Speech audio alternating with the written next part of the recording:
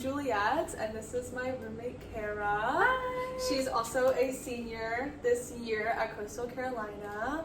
I studied journalism with a minor in marketing, and we are also graduating at the same time this spring, which is really exciting. I can't wait. I'm really into like more of the sports world of Coastal and like the sports network, and I am part of those clubs and those internships. So her and I are very different roommates, but it works out amazing. Different disciplinaries, but they come together. It works out at the end. So. Yeah, very excited about this because it is a topic from this class that I really resonate with, and I thought of you during it because it's like, even though we're different disciplinaries, like you said, we both say we struggle with self-care because they're both very different, very involved disciplinaries where you have to give a lot of yourself to people. Exactly. And there's not as much return maybe sometimes. There's a lot of give, not a lot of take. Exactly. There's also a lot of like outside pressure. It's like you're behind camera, but you're still like around in this whole entertainment world. And it's like in mine we have like a lot of them like discussions. And being able to have those open conversations. I feel like that is a big thing that me and Juliet will relate to. And what is backing our degree is our ability to communicate with others. Absolutely. And that is a huge portion for us. And me and you are very into being able to talk to others and just digging in about others and asking those deep questions, which I love being roommates about because I think it's so fascinating, and I like that both of our majors bring that out in each other. They do. Yeah. A little bit about this article moving from how we met in a women's and gender studies course. Yeah. And we have these different disciplinaries, but we have to enact self-care, and we're so aware of what's going on in the world. That's kind of what this article is about, is almost being so aware of all of these outside social issues, and it's affecting our kind of career paths and how we see the world, because I'm in a very like a biased kind of major. I would say, even, or we try to be as unbiased as we can, but you guys see it from a perspective that's not I mean, yes, there is a bias to it, but you guys see it from different perspectives. You guys go into different perspectives versus with my major, we can't really do that. Exactly. It's crazy because obviously we all have our own personal biases, and we all have our own personal beliefs and morals and values, and it is weird how in our like how you were discussing, like with yours, I can't show the bias at all. Like in the news, you can't if you even show your bias, you're done. Your whole career's over because that's not making a credible journalist. Exactly. And that's what's like, I can't even imagine having that kind of constraint, because it's like there's so much passion that's put into our lens that we have to have, where having that drive of like certain societal issues is kind of like, that's the main motivator, because they're such hard concepts, and for you it's these same hard concepts, but you're having to like really hold it back, which I applaud you for, because I can't do that. But it's almost, I don't really have to hold it back either. I mean, we can't show it in the way we do our journalism, but at the same time, a big reason why I got into journalism is because I want to help people, and I want to be able to spread information that is true, factual, and is going to benefit people, period. Because that's where people find out anything about the government, social life, anything. It's in the news. And I think, we can't have our biases, but I'm still benefiting the people as a whole in a different way through what I do. But in my outside life, like I can go and find out more on different like aspects and details and topics, and the more knowledge I gain on all these things, the better it's going to be transferred to my career. I like that, and that's probably like a hard like position to put yourself in. To be like, I need to do this. The article that I've been chosen to discuss is actually on survival strategies for uncertain times like that you might have to report on, or that like we'd have to discuss in classes. And the article itself, since I didn't give you the chance to read it, but it is really good, and after this, you definitely should read it because it's awesome. And I don't know if you've heard of her before, but literary feminist Audre Lorde, a lot of her essays are in it, and she's an incredible writer. But the article itself is a compilation of a bunch of feminist literary essays and quotes, kind of touching on this ideal between self-care and radical care, and how people like us in our career paths are having to give out so much in the world. How can we kind of give that back to us and then make us better people to give the community? And I'm gonna have my notes here about some of the quotes that I really like the best. But it begins with this like preconceived idea of like what self-care is and what society has kind of like imagined for us, like what self-care. Yeah, kind of deemed it. Okay. It's like kind of maybe like, in a lack of a better words, like diluted what self-care is, or maybe kind of like smacked a label on it when it's so much deeper for so many other people. And then there's like a couple of definitions that we'll discuss, but that it kind of will go through radical care and how it extends from self-care, and then neoliberal self-care, which is kind of that idea that we were talking about, where it's how society has almost kind of like slapped a label of what self-care should be. And then the idea of solidarity, not charity, that they mentioned in there, which is really interesting. And then a care economy, and what people in the care economy are, which we'll get into, and it'll make a lot more sense later on. Well, I'm very interested to see where these topics truthfully go. I am. Thanks. I'm excited. I'm really excited to get into it. So first, I want to just like start off like super on the basic of like, what is self-care to you, and how do you practice self-care in your life, or aim to practice self-care? Because I know we mentioned that we both have a problem with actually engaging in self-care and creating that time for ourselves.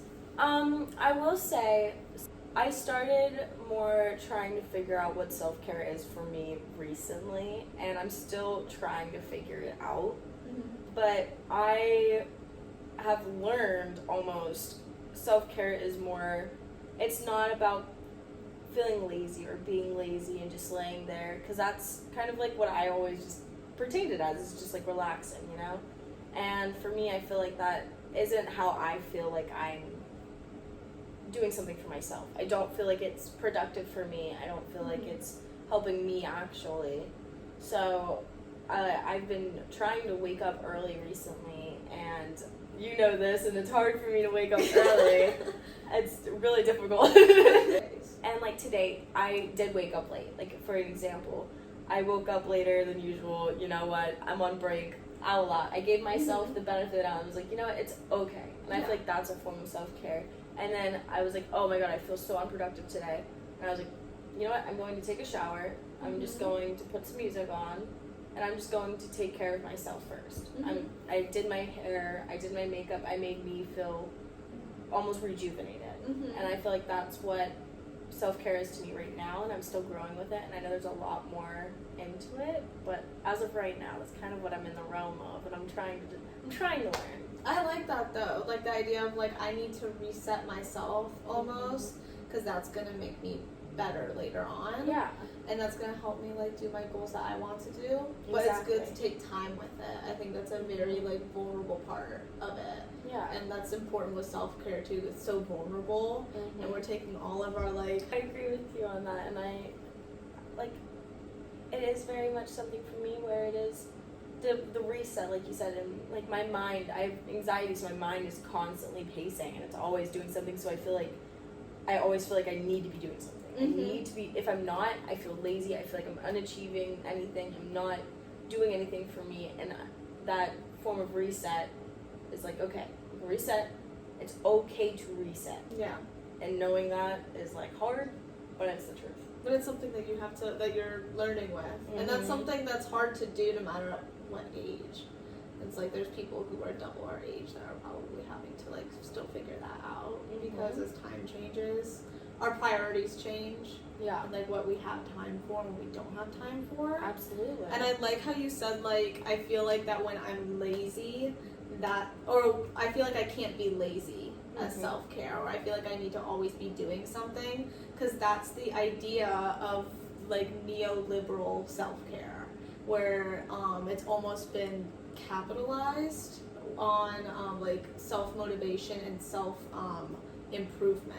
So like self-care is now like go running kind of thing. Not that running is bad and that it's probably self-care for people also, but it's this idea that it needs to be self-care for everyone to constantly be improving yourself instead of letting yourself rest, if that kind of makes sense.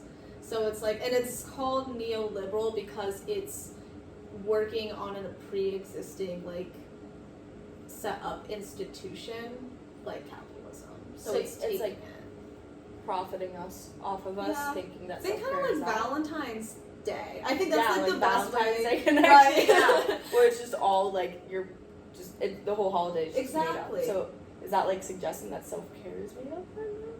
I guess so. I think it could definitely be taken like that, where it's like our idea of self-care, or I guess society, or even I think of like social media's idea of self-care is like you need to buy these certain products and you need to have this certain duvet cover, and you need to have these certain tools and gadgets in order to engage in self-care, and that's just like companies kind of profiting off of it and working on an already built system. And they're advertising it as that.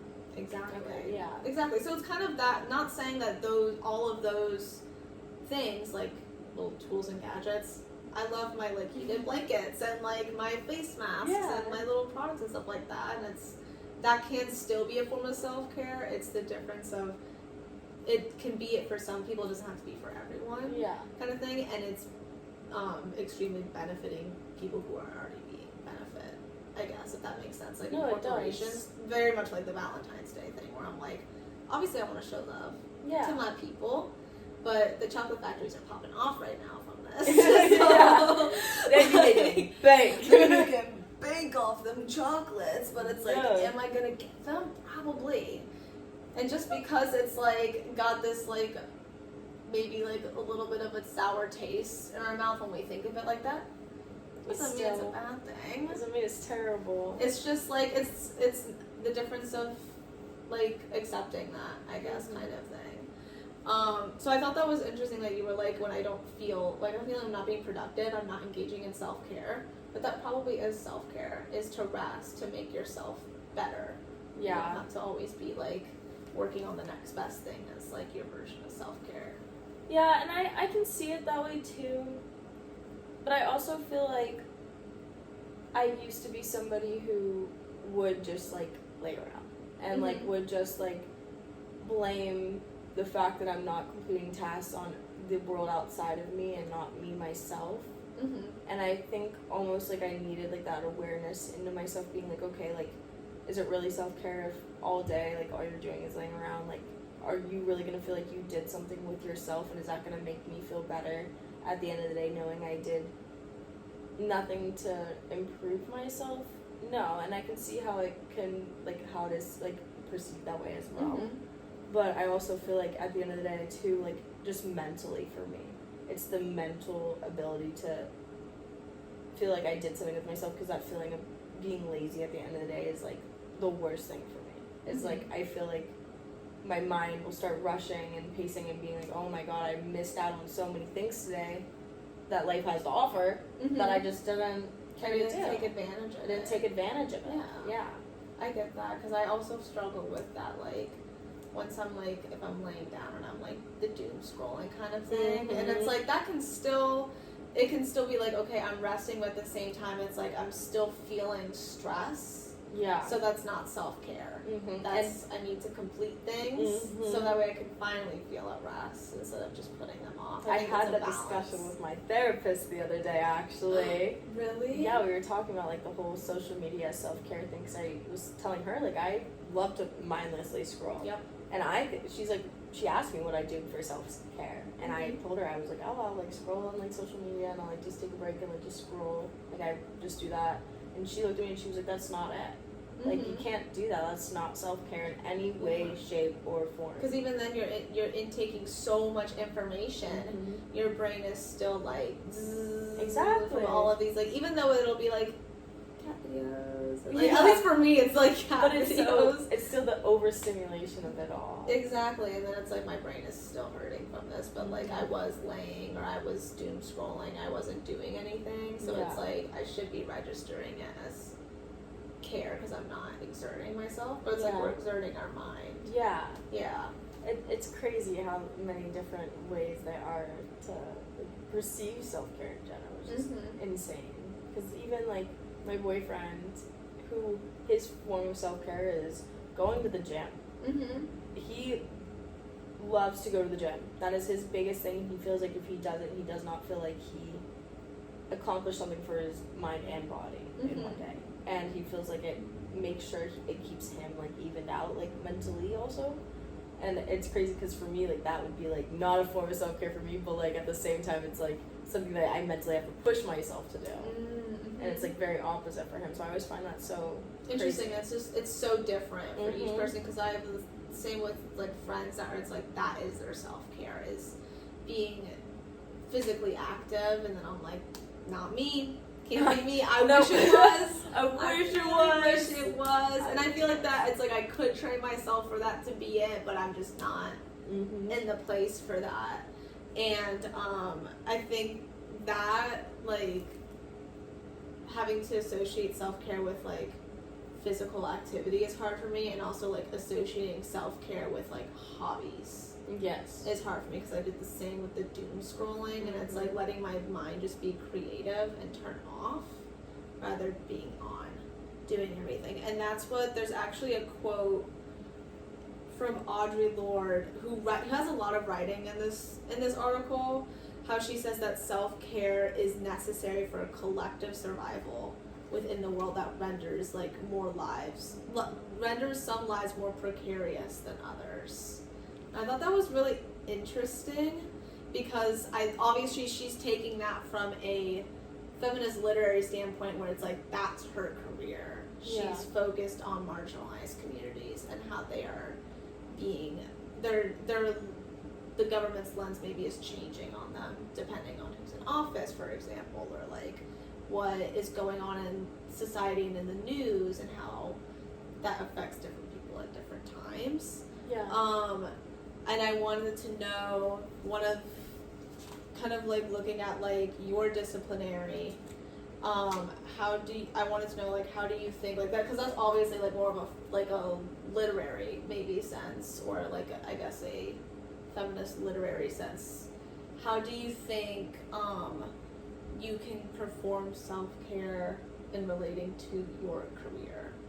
Like, I guess since we're so surrounded by like the news like all the time. Like, how do you turn yourself off from it? Well, this is like, okay.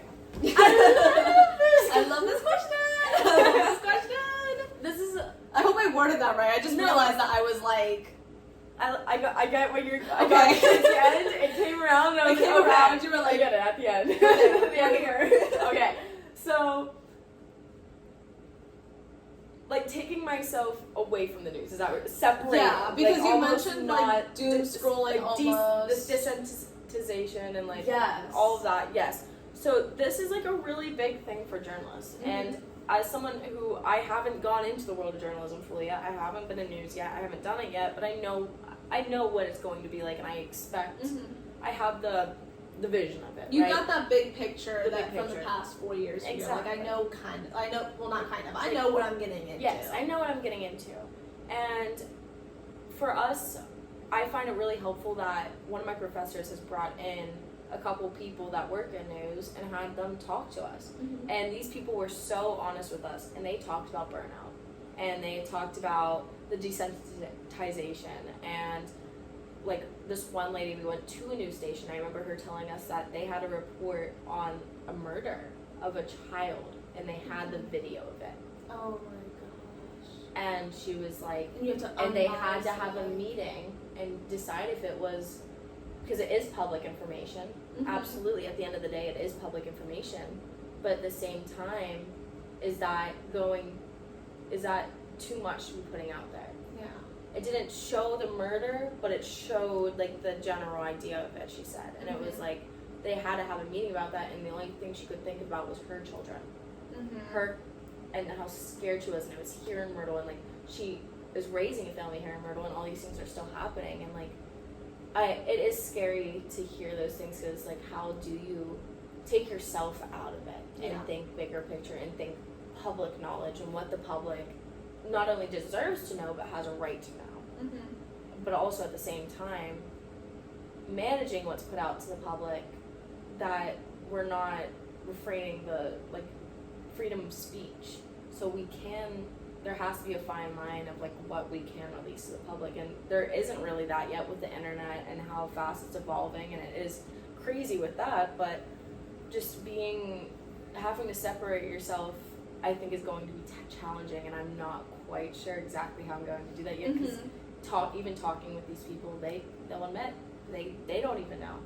They attach themselves to it. It becomes their lives. They constantly are thinking about these things, but at the end of the day, you have to be able to be like, that is work, and this is life. Yeah. And you have to be able to separate as much as you can. As much as you can. Yeah. But it's gonna be difficult. It's gonna be tough. Especially when it's like your passion. Like that's what you want to. That's what you want to do. That's what you came to school to study for. Exactly. That's what you're seeking out, and you're taking all these classes for. Obviously, you're gonna be so compassionate for people. Yeah. That you're telling stories about, and that you're sharing the true hard facts, and you're like, this is gonna be benefiting so many people. Of course, you're gonna feel passionate about it. And it's like, how do we battle that compassion fatigue that we get from serving the community, and like we're at home and we're thinking about it? And that's such a tough thing. It's such a hard answer. Like I feel like there's not one answer for it. I think it's okay we don't have the answer yet. I think it's great we're that we in don't our have the early answer 20s. yet. We don't gotta figure out the whole world yet. Yeah, but it is. Especially with like, I feel like yours. Like I even watch you like your hotline reporting. Like, yeah, it's hard to separating that from just your everyday life and going out in the public and like knowing these things are happening with your hotline.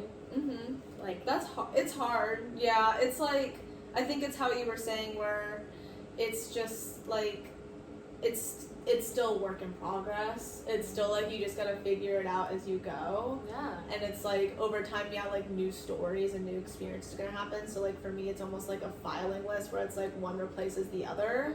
But then like if something reminds me of it, it comes back out the cabinet. So it's just kind of like you were saying, it's just a work in progress. It's something that I'm still trying to find my footing in. Exactly. And I think that's something that we might not achieve for quite some time as our careers change. And I think it's okay. I think that it just shows also like different disciplinaries, but somehow it still relates. It comes back together, because it's at the end of the day, it's yes, we are seeing all these bad things that are happening to each other, to like all these people, but also through our very different separate careers, our main goal is how many people can we help through those bad things. And that overcomes okay, I'm going to feel this weight for a while, but this is going to be helping at least one person. That's why I say at least it's helping one person. How many people came out of that better because we were there, and we did something about it, we covered it, or you went and helped them, like, or you talked to them. And it's like, we'll survive. Exactly. You know, it's like, I think of it as like, I'm going to come home and I'm going to disassociate myself from it. There's people that we're helping that aren't going to be able to. Yeah. Because it's their life. They put so much into it. And that's why I can't even imagine, like, I mean, even outside of our own sphere, like nurses and like caregivers, and it's like, how do they separate that when it's like they're completely surrounded by it in maybe like a huge hospital or like a facility like that? So it's like seeing it plucked into different kinds of jobs, and everyone's having the same issue, but we don't know how to like put a name to it and figure out how to be an expert at it. It's a problem I feel like is overshadowed. Yeah. It's not talked about as much. It's like that burnout, like you were saying. It's like you're gonna feel burnout. You're gonna feel it, and you're gonna feel that heavy weight and that feeling of, is this the right thing for me? Mm-hmm. Is this helping me? Is this benefiting my mind? Mm-hmm. And that burnout, like a lot of people said, like it just, the passion was gone because of everything. The light went away. Or not cut out for it. Maybe that's not right. in I a mean, bad that's the thing. hard truth. It's the hard truth that some people aren't cut out for it. And that there's so many, and they talk about it a little bit in a couple of passages about how there are so many careers or positions that are highlighted in having that compassion fatigue. I think of like therapists on my end, maybe news anchors on your end, nurses and doctors like on a completely different spectrum, and then there are these, there are positions where people are in called a care economy. So when we think of people who are underneath so much like outside stress in their jobs, we think of nurses, we think of therapists, and we think of doctors, and like people I guess in like those direct fields that have so much attention on them. But something that a couple of the authors mentioned is how there are almost like these masked individuals who are in maybe like unpaid or paid situations where they're caregivers outside of hospitals, and how they also feel all this compassion fatigue, but it's just not as well known, or they might be almost like exploited from capitalist systems and overlooked, I guess. And that's why I thought it was interesting to get your perspective on it, because like even though we talk about it a lot about how journalism and being out there like right there on the pavement reporting, I think a lot of people don't think about it very often, because I think before I met you, I would not have thought like I would not have related to it to like other careers, you know, like that. But there's so much else that goes into it in front and behind the scenes. Yeah, and a lot of people don't understand the behind the scenes either. I feel like that is an important thing to learn, and that we as a community and a society need to do better at doing is realizing what is behind the scenes of these people's jobs. What all are they doing, and taking into consideration those things, because we just see what's put out in front of us, no matter what. And I think like take into consideration what people are doing will also like bring attention to that, and realizing, hey, this person does a lot more behind the scenes, does a lot more work, and I think most people do. I think most people, you think of any job, you think teacher. Just for an example, if I was... Teacher's a good one. Yeah. If I was ignorant and did not care, I would think, oh, a teacher, all they do is teach students. They just teach kids. But in reality, they're teaching these kids about responsibilities, respect, learning about their families, these kids' traumas, everything that's happening to these kids, these teachers take in. And I feel like that is so important to acknowledge, so we can find a way to help those teachers as well behind the scenes, and be able to acknowledge the fact that this is happening in every career that does happen. And it's such an underpaid position again. Such an underpaid position. They are not getting the amount of recognition, except for like maybe like a International Teachers Day, like Teachers Week, and it's like they get mugs and gift cards and stuff, and like what is that doing? What's it helping them? Do they? They don't care about that. No. There's so many other things that, and I feel like. And I'm so glad that you mentioned this. I love this. I love this topic. Because you bring up such a good point where it's like, what is that doing? Yeah. That's not what they need. No. They need to be paid correctly, and they need the correct representation. Of and just the resources. Yeah. The resources necessary to just run an efficient classroom and have what the kids need. Because they're coming from, like how you said, so many different families and households and traumas that they are then bringing to school. And it's like one thing that I think that is a really good maybe counteracting to that is how teachers now can compile wish lists for their communities, and they will send it to maybe like families, or maybe their own family, like for Christmas, or when they're setting up their first classroom, like here's my Amazon wish list, these are the stuff I need. Kind of thing for a classroom. And I think that's a good thing too, but like I think, what if they don't have people to buy those things for them? Exactly. What if they don't feel comfortable asking the parents to be doing it? Yeah. That's what a lot of like neglected things are. And like take South Carolina for example. We are one of the worst ranked states for education. And you know that's because none of these teachers are getting what they deserve. They're not getting paid. They're not getting the resources. They're not getting the books. They're not getting what they need to benefit these kids. And the teachers are pissed at it.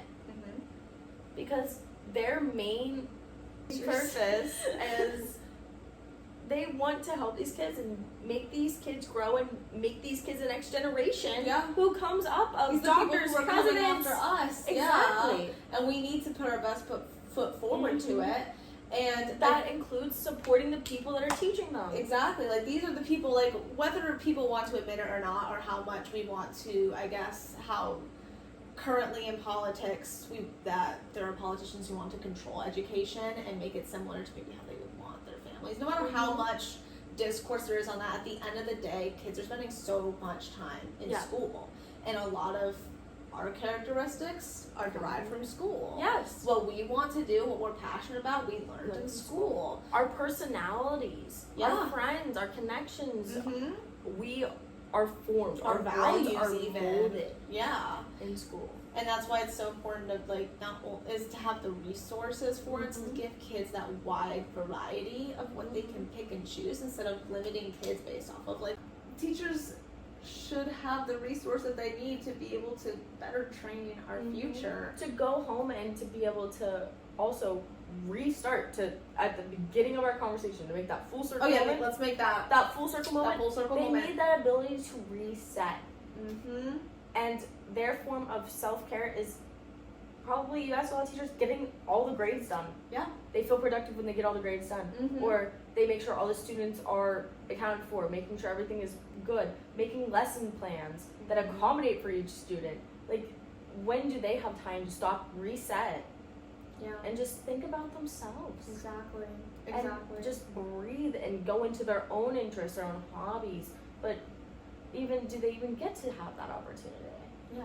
And how do we better, I think as a society, how do we better equip ourselves to help communities who are going through that? Yeah. And especially not to flip it on that feminist coin here, but Ding! like 90% of educators are women.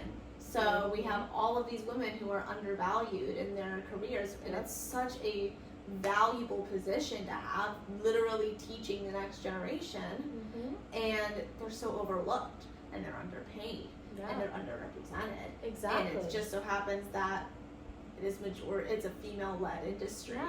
And whether that be because society sees women as more compassionate and as more caring, and that's just how it's happened, or if it really is just statistically women are more interested in being in education, or just society doesn't think it's a man's job. Exactly. It's still putting women in this higher likelihood of being misrepresented in their own careers. Yes. No matter if it's society pressuring them to be in those careers, or genuinely it's just a really passionate woman-dominated field. Yeah. Either or, they shouldn't be in that. Women shouldn't be more likely to be in that position, and same with maybe nurses, like, or anything kind of like grassroots where you're caregiving for people. They're mostly women-dominated, so it's a women's issue that they're underrepresented. As much as I try not to flip it on the feminist coin. No, but I see it too. Yeah. Because even my mom, who is a nurse, like, she comes home and she will call me and she'll tell me all about everything that happened in her day and how she has to come home. And the first thing she does when she gets home from working 9 to 6, she comes home, she lets our dog out, she comes back, and she has to start charting. Which means she has to reflect on all those patients throughout the day that she just saw. All 10, 11 patients she just saw throughout the day. Because she's a travel nurse. And write everything down about them. Hours worth of notes. So it's still just like living with her. And she doesn't get done with that till 10, 11 p.m. Then it's started back over. And it's like, when does she have the time for herself? And also, the reading talks about how that society should turn to this idea of, instead of charity, just kind of like giving, which is great to give to communities who need stuff to be given. Instead of charity, we should engage in solidarity, like, how are we standing with Yeah, how are we standing with these communities, and are we discussing what these communities need with them, instead of just assuming, oh, I'm gonna give this, this, and this to, like, a homeless shelter. and just expecting it to help, like donating money to a homeless shelter and just expecting it to be going to the right things. Instead of looking into what it's going into. Exactly, like instead of like, on the other hand of like, instead of, okay, we're gonna give clothes to homeless shelters, which is still great. Yeah. We should be talking to communities and how can we help you get out of homelessness? Yeah. How do we make housing get it more so affordable? you can buy clothes? How do we get it so that way it is easier for you to find a job if that's what you're looking for, or to make the streets safer, since that is your environment. And which what are we is doing as a community to do that, and not just saying we support you, we know you're gonna do better, but how are we actually gonna help them better? make better? Literally. Literally took the words out of my mouth. Literally took the words out of my mouth. Because at the end of the day, it's like, yeah, that's still giving a lot of care to the community, but it's proactive. Yeah. It's radical, one may say. And in the long run, not the horn. in the long run, it will probably make it a lot easier for us to handle these kinds of situations and surviving these difficult societal problems, because at least there's something enacted that is actually going to help these communities, and maybe we'll report less sad stories. Exactly. Maybe, hopefully, or we'll have less people in crisis. And just like destigmatizing self-care as just period, like destigmatizing that, and also putting like our best foot forward to not only just bring awareness to it, but give the ability to these people to be able to perform these actions, to make themselves better, to help them do better at the end. And I think that is like a huge thing when it comes to it. And I that's crazy. This whole conversation is insane. Whoa. It's very I don't want to say that it's very meta, but it's very like, it's a heavy topic that it's like, talking about it is one thing, and it's like, we're only two people, and we're only two disciplines, and we're only two kinds of career fields, and that's such a larger conversation for probably that would be really cool if everyone could have, but not everyone's in the position to have to. And then I'm gonna flip a coin. Oh, to bring into your major. Yeah, we're gonna flip it. Flipping it. Destigmatizing the self-care around men. Oh, absolutely. 100%, because how can we be proactive? They can't feel like they can do that at all. And if majority of the rates of suicide rates are men, why are we not being proactive to show men it is okay to take a second and relax? Exactly. And helping them do that, and giving them sources to do that, and making it okay as a society to be like, hey, that's okay to relax for a second. Yeah, and that's recognizing another, like, maybe a societal pressure that kind of both brought up. I feel like, I mean, it was created by men, but it was created by men. Who set that system up? Who set that system up? But but like, while it is like how we're saying, like, a traditional value that men are the head of the household, and they need to have all of these outside pressures on them. I feel like it's still so enacted by even people who may not even consider themselves traditional. Like, we'll still. Literally, her boyfriend. We were like, "Yeah, you best carry out those trash bags and those bottles. That's your job. That's your job." And as much as the feminists that we definitely are, we're talking about these hard conversations. We're like, "Yeah, man, you're gonna take that trash out. That's your job. That's your job." And so it's like we're recognizing that, like, those societal. I like that you brought up, because that's something that's not brought up in the essays, and it's like, and I think that like, it's not like a completely missed issue in feminism. I think that it's just like, it's something that we'll talk about, and then we'll relate it back to maybe women's experience, but there's no problem in it all. Yeah. But it's still something that needs to be mentioned, because it's gender equality. It's the equality for everybody, and I feel like if we target, crazy to have to say this, and crazy that this is real life and how it works and how the way of life works, but if we target maybe that community first by advertising the self-care to them, and using like because we were talking about the advertising self-care type of thing. Oh yeah, but like a neoliberal wait. The neoliberal. Like a neoliberal self-care. If there was a way that we could implement that into a man's world, how much will that trickle down into a woman's world as well? Because it'll be a system set in place for a man, which is usually taken a little bit more seriously. Yeah. But then it'll the trickle down effect. Yeah. And it's crazy to have to say that, but truthfully, But it's true. it's like a real life scenario. It's just. And how do we dismantle systems like that have been in place for so long too? Because And how do we get men to stop thinking that women are the only ones having to deal with this? which goes back to teaching. Which goes back to teaching them. Which goes back to teachers. Which goes back to teachers. And it all is just. So, to try and conclude it, I feel like we have so many thoughts on So many literally thoughts and everything, so many topics. which is really good. but we're roommates. We can we said this from the beginning. We can talk. We got this. We can talk. we can talk about this for quite a long time. We probably will after this. But to conclude, self-care is not a simple A to B. No. Progress. There's so many different It ways is something we're going to learn for our whole careers, and to be in these very high demand jobs or even like high demand positions of education and majors, it's like we're always going to have that compassion fatigue. It's about how we're going to deal with it. Exactly. And And self-care varies person to person. Absolutely. It looks different for each person. And self-care somehow, and I didn't even think of it before I was reading this, self-care is capitalism. And I'm like, it's benefited off of them too, kind of thing. And it's like, I didn't even think of it like that. I never thought of that. I know. And it's like, there's probably so many other, like, genres that capitalism is benefiting from. And that's kind of what happens when we're in more of a capitalist geared society. And it's like, while it's helpful, it's like it gives us the products that we can associate self-care with. It's like, at the end of the day, who is that really benefiting as much? Yeah.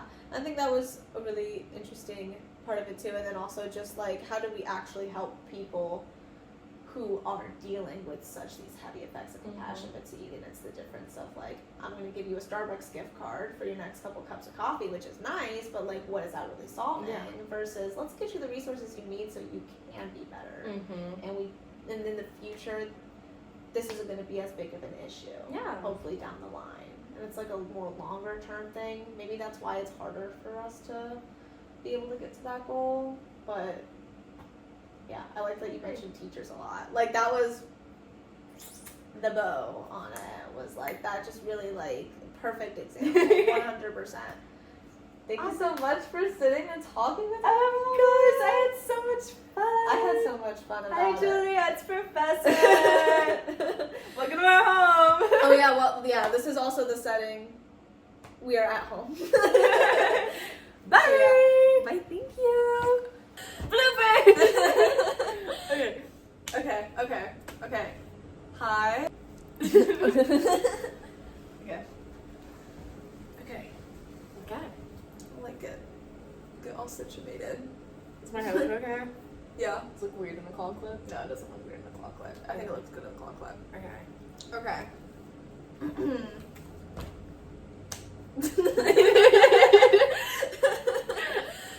Our ideologies were Speaking of the devil. That's crazy. Walks out at the wrong time? No, at the perfect time. Perfect Actually. time? We were discussing Yeah, we were it. just using you as an example. Oh, nice. Yeah, exactly. So if anything, that fit right in. Yeah. Perfect. Yeah. Thank Glad you I could for. be, Of example assistance. Of assistance, yeah. Yeah. Thank you so much. Thank you. But yeah, no. Hello. Sorry. Getting a call, and Ben can wait, honestly. Ben. I love Ben, but he can wait. He's called me like 7 times today total, so like he can wait. He can wait. Wait. Yeah. But yeah, no,